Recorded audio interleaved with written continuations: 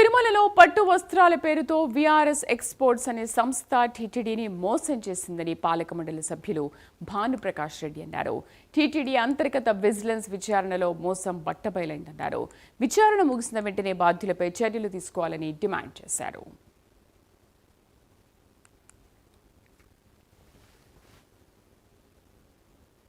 Export committee ఈరోజు కూడా రావడం జరిగింది. ఇంకో బాధాకరమైన విషయం ఏంటంటే సాక్షాత్తు స్వామివారికి వాడే మేడ్చల్ వస్త్రం అంటే స్వామివారి అభిషేకమైన తర్వాత శుక్రవారం స్వామివారికి అభిషేకమైన తర్వాత స్వామివారికి కట్టే వస్త్రం దాంట్లో కూడా పూర్తి స్థాయిలో పట్టు వస్త్రం నాణ్యత పట్టులో లోపాలు ఉన్నాయి. ఆ స్వామివారికి ఉండవలసిన నాణ్యత లేదని చెప్పి ప్రాథమికంగా దాంట్లో కూడా మాకు రిపోర్ట్ రావడం జరిగింది. ఆ నివేదిక వచ్చిన తర్వాత శ్రీవారి భక్తుల ముందు ఏ విధంగా ఎవరు తప్పు చేస్తారు, ఏ విధంగా తప్పు చేస్తారో పూర్తి స్థాయిలో శ్రీవారి భక్తుల ముందు మేము పెట్టబోతున్నాం. ఆల్రెడీ